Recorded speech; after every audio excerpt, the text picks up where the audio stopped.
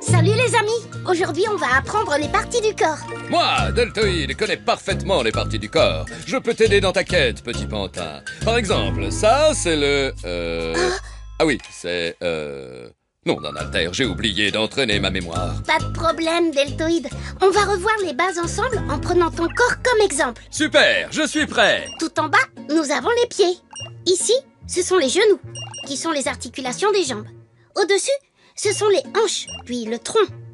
Là, ce sont les épaules. Et ici, les coudes, qui sont les articulations du bras. Et le poignet, lui, est l'articulation qui permet de bouger les mains. Et tout en haut, c'est la tête. Exactement. La bouche nous permet de goûter et de parler. Ici, c'est le nez qui nous permet de sentir et de respirer aussi. De chaque côté de la tête, ce sont les oreilles pour entendre et écouter. Et enfin, nous avons des yeux pour voir et regarder. J'ai tout compris. On joue? Oui, bien sûr, Deltoïde. Allez, à toi de jouer. Un ballon de football, un casque, un haltère. Devine avec quelle partie du corps nous utilisons ces objets.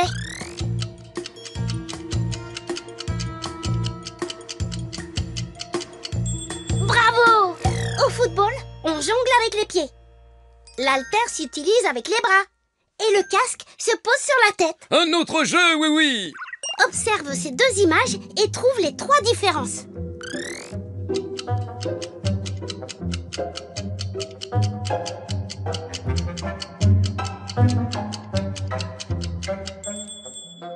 Alors, tu as trouvé? La main de Deltoïde est fermée, alors que celle-là est ouverte. La deuxième différence est le pied de Dinosaurus qui est posé par terre ici, mais pas là. Et enfin, Deltoïde a les yeux ouverts sur cette image et pas sur l'autre. Allons-y pour un dernier jeu. Un bras, une bouche, une épaule, un pied. À ton avis, quel est l'intrus?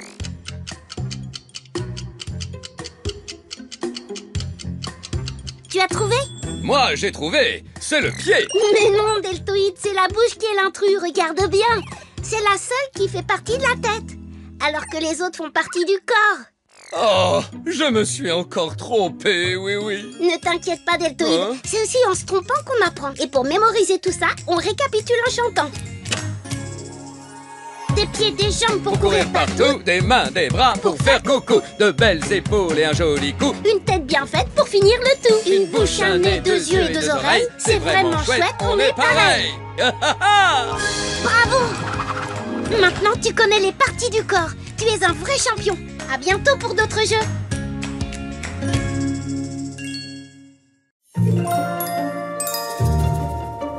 Salut les amis. Aujourd'hui, on va parler des couleurs. Salut, oui, j'essaie de créer un arc-en-ciel. Mais regarde, j'ai 3 couleurs, le rouge, le bleu et le jaune. Il m'en manque encore. Comment obtenir les autres? Et tu pourrais m'aider? Bien sûr, Dinosaurus. Regarde bien. On va voir comment fabriquer un arc-en-ciel à partir de ces 3 couleurs. Dinosaurus a déjà le jaune, le bleu et le rouge. Ce sont les 3 couleurs primaires. Et grâce à elles, on va pouvoir créer d'autres couleurs. Par exemple, si on mélange le bleu et le jaune, on obtient du vert. Si on fait la même chose avec le jaune et le rouge, on obtient du orange. Et si on mélange le rouge et le bleu, on obtient du violet. Exactement. Allez, à toi de t'amuser maintenant. Observe cette image. De quelle couleur sont les ballons? Je te donne un indice. Il y a 4 couleurs à trouver.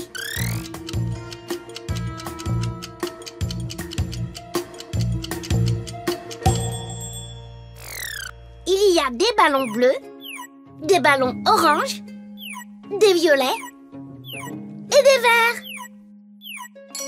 Super, tu t'es bien débrouillé. Voici maintenant un autre jeu. Orange, bleu, vert, rouge. Mémorise bien ces couleurs avant qu'elles ne disparaissent.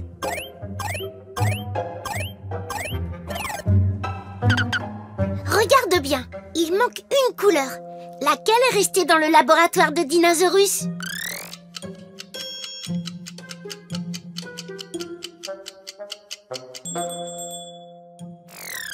Bravo! Tu as une bonne mémoire. C'était bien la couleur verte qui manquait. Allez, je te propose un dernier jeu. Quelle couleur faut-il mélanger pour obtenir du orange? Est-ce qu'il faut mélanger le bleu et le jaune, le rouge et le jaune, ou le rouge et le bleu?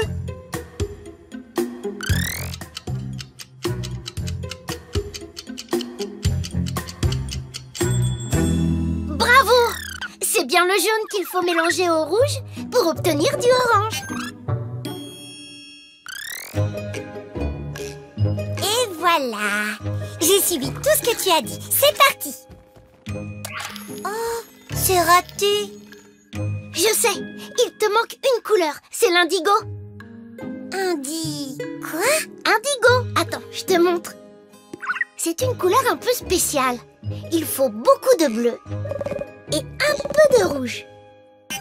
C'est comme du violet, mais avec beaucoup de bleu dedans. Et voilà, tu as la dernière couleur qui te manquait. Tada! Ouais!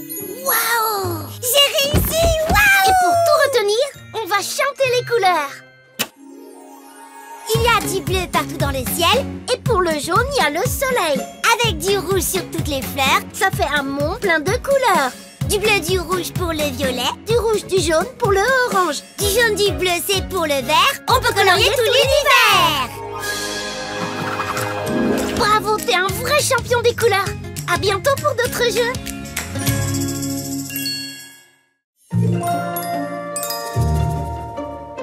Salut les amis.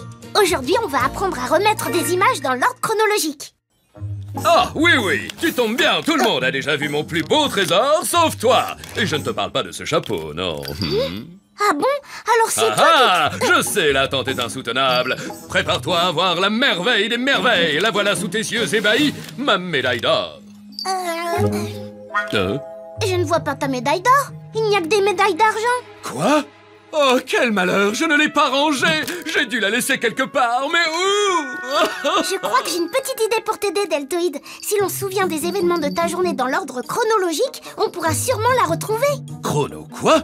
Qu'est-ce que c'est que ce drôle de mot? Chronologique, tu vas voir, c'est vraiment très pratique. Une chronologie, ce sont des événements qui se suivent dans l'ordre où ils sont arrivés. Pour construire cette tour, nous avons d'abord rassemblé toutes les briques. Puis, nous avons posé les premières briques pour fabriquer la base.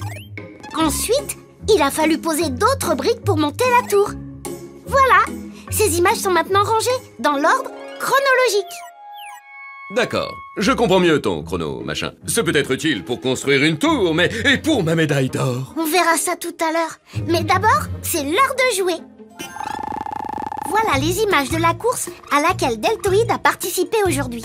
Il en manque une pour voir la course se dérouler du début à la fin. Pour compléter cette suite, tu as 3 images à ta disposition. Une seule est la bonne. Laquelle?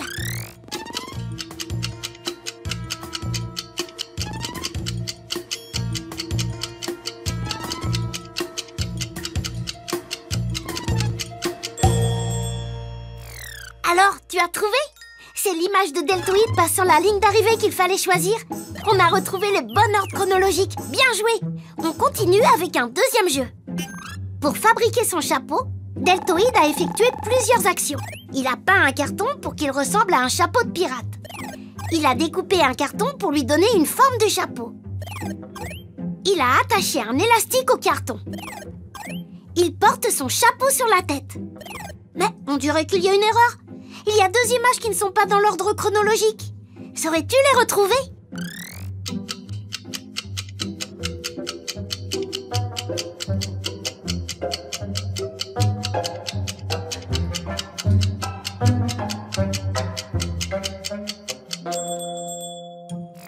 Alors, tu as trouvé? Ce sont ces 2 images, car Deltoïde a d'abord découpé le carton et ensuite l'a peint en chapeau de pirate. Bien joué! Maintenant que l'on sait remettre des événements dans le bon ordre chronologique, nous allons pouvoir t'aider à retrouver ta médaille. Ah, enfin! Deltoïde, pourrais-tu nous raconter ta journée? Oui, bien sûr. Alors, attends, laisse-moi réfléchir. Ah oui, ce qui est sûr, c'est que quand j'ai fait de l'exercice, j'avais mon chapeau de pirate et ma médaille autour du cou. Sinon, j'étais chez Pat Pat avec ma médaille pour fabriquer ce beau chapeau. Ah oui, et j'ai gagné ma belle médaille à la course. Et quand tu es arrivé, ma médaille avait disparu. Pour savoir à quel moment tu as perdu ta médaille, il faut qu'on remette tous ces événements dans l'ordre. D'abord, tu as participé à la course pour gagner ta médaille. Et enfin, tu t'es rendu compte qu'elle avait disparu quand je suis arrivée. Il nous reste 2 images. Quel événement doit-on placer en 2e position?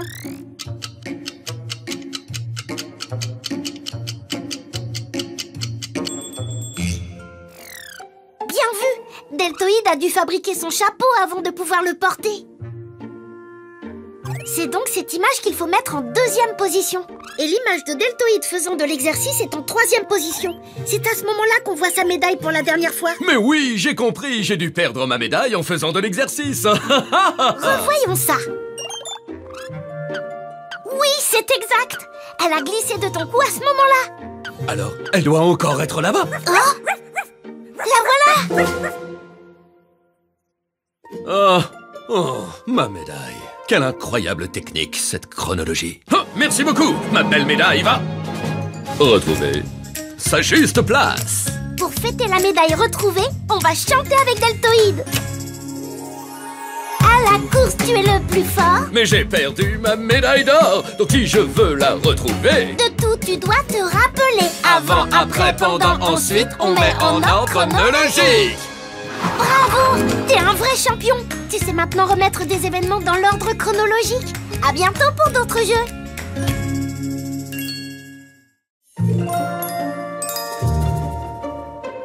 Salut les amis! Aujourd'hui, on va apprendre à classer les lettres par leur forme. Non, c'est pas ça. Bonjour, Dinosaurus! Ah, bonjour, oui, je m'entraîne à écrire, mais ce n'est pas facile. Oh, il y a tellement de lettres. Oh oui, c'est vrai qu'il y en a beaucoup. Mais tu sais quoi? Il y a des astuces pour les retenir. Ah bon? C'est vrai? Tu connais des trucs, toi? Tu sais écrire fleur? Oui, et je peux peut-être t'aider. Mais avant, on va apprendre ensemble les astuces pour bien écrire les lettres en attaché. Pour écrire des mots en attaché, on utilise des lettres qui ont des formes différentes et que l'on peut classer par famille. Par exemple, en voici 3. La famille des boucles, la famille des pointes et la famille des ponts. On dit famille des pointes parce que ces lettres s'écrivent en traçant des pointes. Il y a le I, le U et le T. Ensuite, la famille des boucles. Certaines lettres ont des petites boucles, comme le E. D'autres forment des boucles vers le haut, comme le B et le L. Des boucles vers le bas, avec le G et le J. Et celle qui les lie entre elles est le F, qui a une boucle vers le haut et une vers le bas. Enfin, il y a la famille des ponts, qu'on appelle comme cela parce que les lettres forment un pont lorsqu'on les écrit. Comme le M, le N et le P. Waouh! Je ne savais pas que les lettres faisaient partie de familles différentes. Ça veut dire qu'elles ont un papa et une maman? Mais non, pas du tout, Dinosaurus. C'est un moyen pour t'aider à te souvenir de leur forme. Et maintenant, les amis, si on jouait à reconnaître la forme des lettres. M, P, N, J. Parmi ces lettres, il y en a une qui ne fait pas partie de la famille des ponts. Laquelle?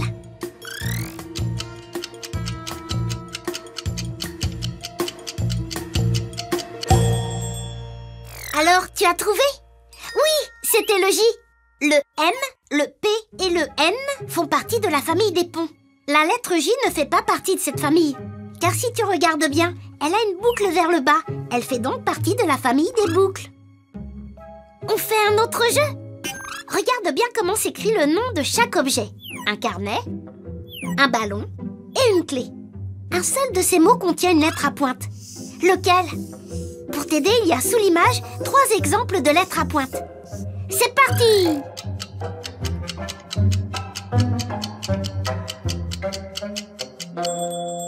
Tu as trouvé? C'est le mot carnet qui contient une lettre à pointe. Regarde, c'est la dernière lettre, le T.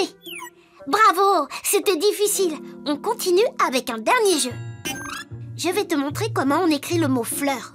F, L, E, U, R. Maintenant, est-ce que tu saurais reconnaître si la première lettre de fleur, le F, fait partie de la famille des pointes, des boucles ou des ponts?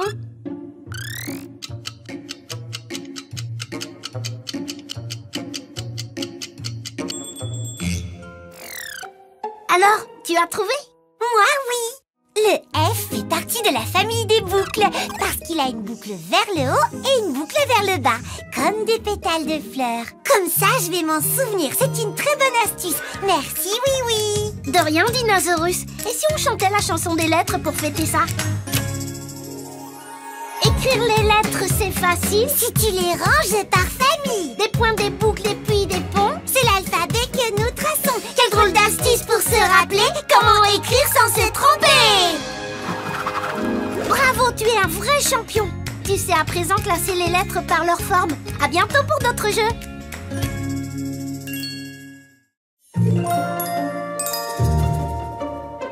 Salut les amis. Aujourd'hui, on va apprendre à compléter une quantité jusqu'à 10. 1, 2, 3, 4, 5, 6... Merci, Zim Zim. Bon, si tu es là, c'est que Oui Oui ne doit pas être très loin. Vous êtes venu pour mes salades? Ce sont les plus magnifiques du pays des jouets. En effet, elles sont très belles. Salut, Tracteur. C'est le jour des livraisons. Et il faut que je livre 10 salades, 10 carottes et 10 pommes à potiron. Et comme tu es là, Oui Oui, est-ce que tu m'aiderais à préparer ma commande, hein? Avec plaisir, Tom. Mais avant, voyons ensemble comment compléter une quantité jusqu'à 10. Regarde bien. Si nous avons 7 citrouilles, 1, 2, 3, 4, 5, 6 et 7, et que nous en voulons 10, il faudra ajouter 3 autres citrouilles à celles qu'on a déjà. Les voilà, 8, 9 et 10. Nous avons complété la quantité qu'il nous manquait pour en avoir 10 en tout. Prenons un autre exemple. Sur cet arbre, il y avait 10 pommes. Il n'en reste plus qu'une. Mais alors, combien de pommes sont tombées? Pour le savoir, comptons ensemble. 1, 2, 3, 4, 5, 6, 7, 8 et 9. 9 pommes. Et celle de l'arbre, ça fait bien 10 pommes. Tu vois, c'est très simple. Maintenant, tu sais comment compléter une quantité. Super! Merci, Oui Oui. Je vais voir ce que j'ai en réserve dans mes paniers. Très bonne idée. Et avec ça, on va t'aider à préparer ta commande pour Potiron. C'est parti! À toi de jouer. Dans la remorque de Tracteur, il y a 6 salades. À ton avis, combien faut-il de salades en plus pour en avoir 10?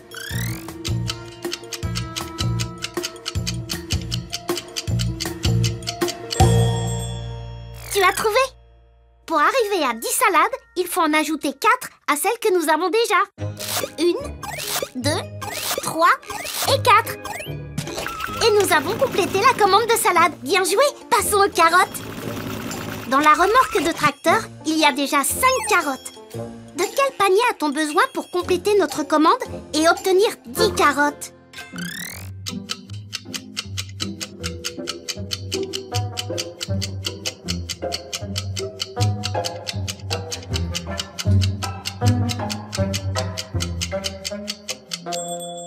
Tu as trouvé? C'est ce panier-là qui est le bon. Si on ajoute 5 carottes aux 5 que l'on a déjà, 1, 2, 3, 4 et 5, on obtient 10 carottes. Bravo! Allez, il ne reste plus que les pommes. Concentre-toi bien, c'est plus difficile. Tu es prêt? Tom a déjà 8 pommes dans la remorque de Tracteur. Pour compléter sa commande de 10 pommes, quel arbre doit-il choisir? L'arbre de gauche? L'arbre au centre? Ou celui de droite? Attention, Tom ne doit livrer que des pommes rouges.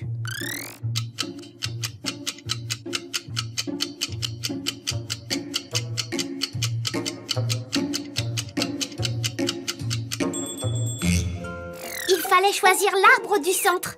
Il contient 2 pommes rouges qu'il faut ajouter aux 8 que l'on a déjà. 1 et 2. Ainsi, nous avons maintenant 10 pommes rouges. Bravo, tu as trouvé. Merci, Oui Oui, tu m'as bien aidé. La commande est finie. Je vais pouvoir l'envoyer tout de suite à Potiron. Et le pique-nique sera une vraie réussite. Oui, Tom, j'en suis certain. Alors, que dirais-tu de chanter avec nous maintenant? J'ai de belles salades dans mon panier. Il m'en faut 10 pour les livrer. J'en ajoute quelques-unes de plus. Pour avoir ce qu'il faut, pas plus. Pour compléter une quantité, c'est simple, il suffit de compter. Bravo, tu es un champion. Tu sais compléter une quantité jusqu'à 10. À bientôt pour d'autres jeux.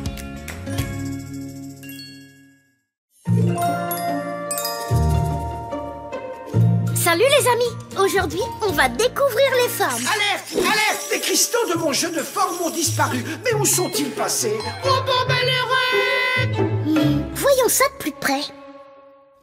Ton jeu comporte 6 emplacements pour ranger les cristaux.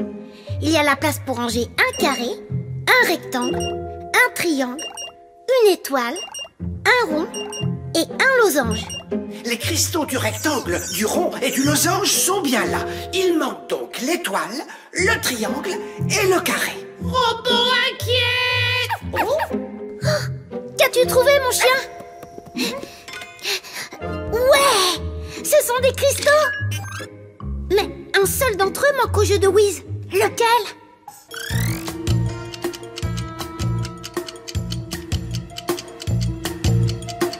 Alors, tu as trouvé? C'est bien le carré qui nous manque. Bien joué! Oui, oui, regarde ce que j'ai trouvé. Ce sont d'autres cristaux. Oh! Ce sont des étoiles? Mais elles sont toutes différentes. Observe-les bien. Laquelle a la même forme que l'étoile du jeu de Wiz?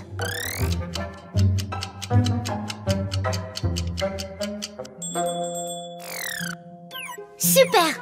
C'est bien l'étoile à 5 branches que nous recherchons. Nous avons donc le carré et l'étoile. Il ne nous manque plus que le triangle. Mais où peut-il bien être?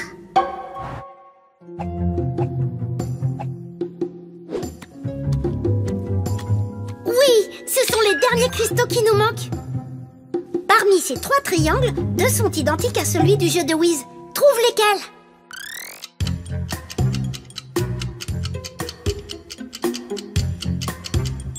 Alors, tu as trouvé? Ce sont les triangles de gauche et de droite qui sont identiques. Regarde, si l'on retourne celui de droite, il a exactement la même forme que celui de gauche. Super! On a complété toute la collection. À présent, allons ranger tous ces cristaux à leur place. L'étoile, le triangle, le carré. Mille merci pour ton aide, oui, oui. Tout est à sa place maintenant. Robot heureux! Et pour bien retenir les formes, chantons. Un petit carré, Un long rectangle 4 côtés, et puis 4 angles. une grande étoile dans un joli rond, Et hop, on a un médaillon. 2 triangles. Pour faire un losange, Quelle drôle de forme, c'est bien étrange. Bravo, tu es un vrai champion des formes. À bientôt pour de nouveaux jeux.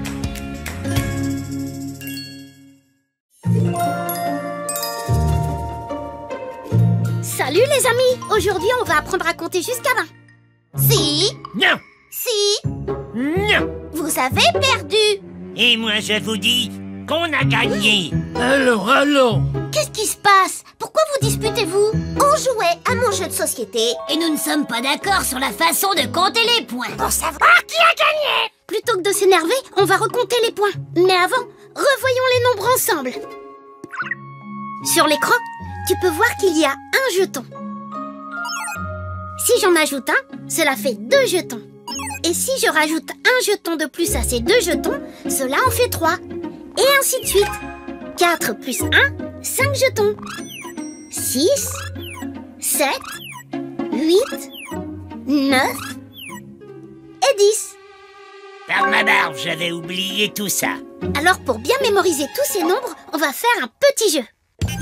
Regarde bien les dés et trouve la suite de nombres rangés dans l'ordre de 1 à 6.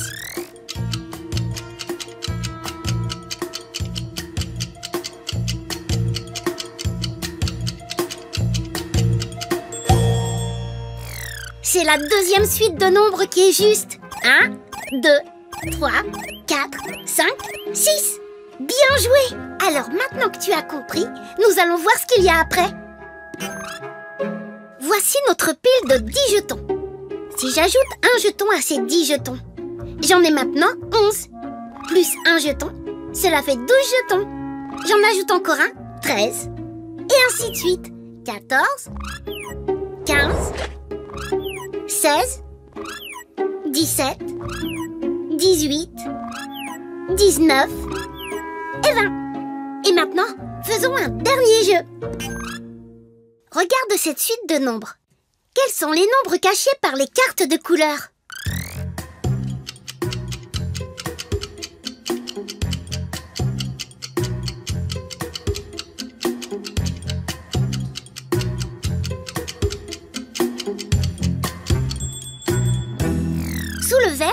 a le 11.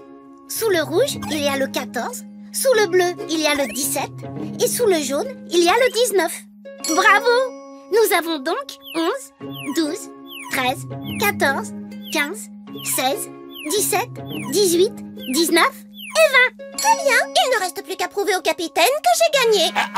Pas si vite, Moussaillon. Laissons Oui et Potiron raconter nos points. Et 7, et 8, et 9. Et 6, et 7, et 8, et 9. Alors, qui a gagné la partie? Vous avez tous les deux gagné. Vous êtes à égalité. On a gagné. Il ne nous reste plus qu'à chanter pour ne pas se tromper. C'est parti pour le rap des nombres. 1, 2, 3, 4. À moi de jouer. 5, 6, 7, 8, je lance le dé. 9, 10, 11, 12. Je compte les jetons. 13, 14, 15, 16, le compte est bon. 17, 18. 19 et et 20. 20. Égalité. Même nombre de points. Bravo, tu es un vrai champion. Tu sais compter jusqu'à 20. À bientôt pour de nouveaux jeux.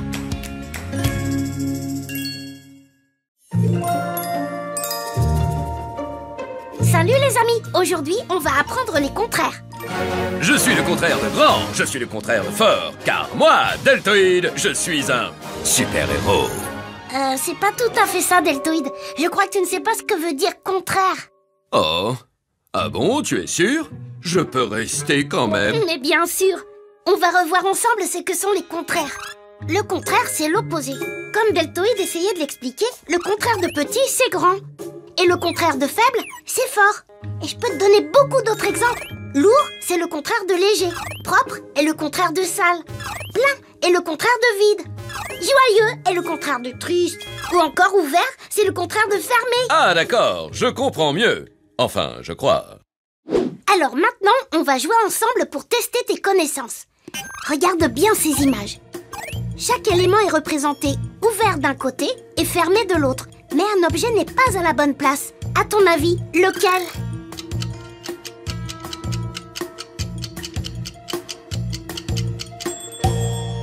Bien vu! Le coffre fermé était dans la colonne des objets ouverts et le coffre ouvert était dans celle des objets fermés. Continuons avec un deuxième jeu.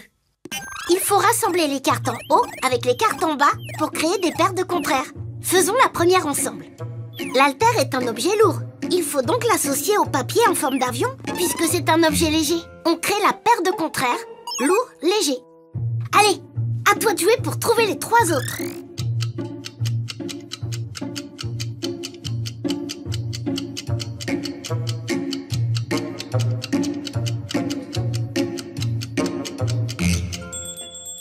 Alors, tu as trouvé? Voyons la réponse ensemble. Il fallait assembler la mallette pleine avec le coffre vide pour créer la paire vide, plein. Puis, le visage triste avec le visage joyeux pour créer la paire joyeux, triste. Et enfin, la lampe de poche éteinte avec l'ampoule allumée pour créer la paire allumée, éteinte. Maintenant, écoute bien cette devinette. Je suis le contraire d'une fille. Je suis le contraire de vieux. Je suis le contraire de petit. Qui suis-je?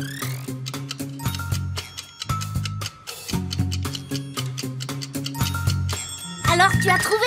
Attends, pas tout à fait. Écoute bien, si je suis le contraire d'une fille, alors je suis un garçon. Je ne suis donc pas Pat-Pat.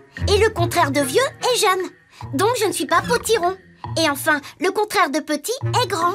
Donc je ne suis pas Zim-Zim. Je suis Deltoïde. Ah ah, c'est bien moi. Je suis un garçon.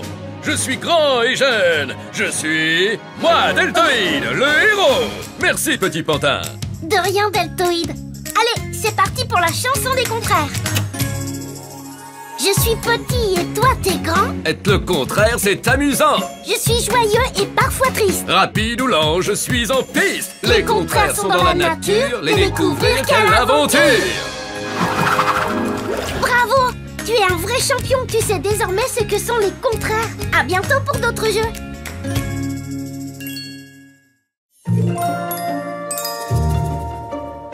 Salut les amis. Aujourd'hui, on va s'amuser à reconnaître des motifs. Salut, oui, regarde tous ces tableaux. Je m'amuse en créant des motifs. Comment les trouves-tu? Oh, ils sont très beaux. Merci. Mais il me reste encore un dernier tableau et je n'ai plus trop d'inspiration pour un autre motif. J'ai une idée qui pourrait peut-être t'aider. Mais d'abord, qu'est-ce qu'un motif? Voyons ça. Un motif, c'est très facile à créer. C'est juste des formes ou des lignes qui se répètent.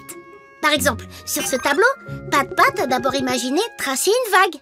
Puis, elle l'a répété sur tout le tableau, ce qui lui a donné un motif à vague. Et elle a fait pareil sur tous les autres tableaux. Sur celui-ci, elle a commencé par tracer une ligne. Puis, elle l'a répété pour créer un motif rayé. Pareil avec les carreaux, les points et les cercles. Alors, maintenant que tu sais ce que c'est qu'un motif, on va s'amuser à les reconnaître et les comparer. C'est parti! Regarde bien la pastille entre les tableaux. De quel tableau ce motif est-il issu? Des cercles? Des vagues? Des carreaux? Ou des pois?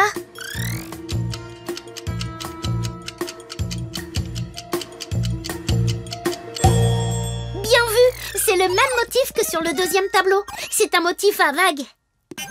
On continue. Ces tableaux sont réunis par deux parce qu'ils ont le même motif. Mais il y a une paire d'intrus. Laquelle?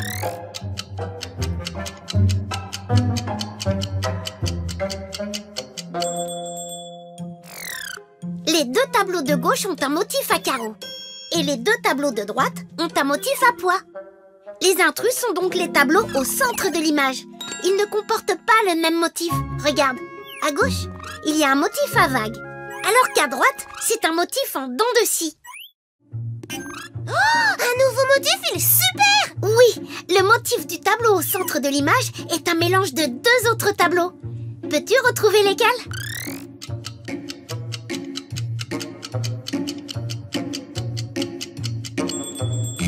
Bien vu! Le motif au centre est composé du motif à vague du tableau de gauche et du motif à pois du tableau de droite. En les mélangeant, nous avons obtenu un nouveau motif. Oh, mais quelle excellente idée! Si je mélange les motifs que j'ai déjà créés, j'en obtiendrai de nouveaux. Merci, oui. Avec plaisir, Pat. Pour terminer, que dirais-tu de chanter avec nous la chanson des motifs? Prends un crayon et viens créer des motifs, des formes répétées. Concentre-toi sur ton tableau. Dessine ce qu'il y a de plus beau. Amuse-toi à les mélanger. Les motifs n'ont plus de secret. Bravo, tu es un vrai champion des motifs. À bientôt pour d'autres jeux.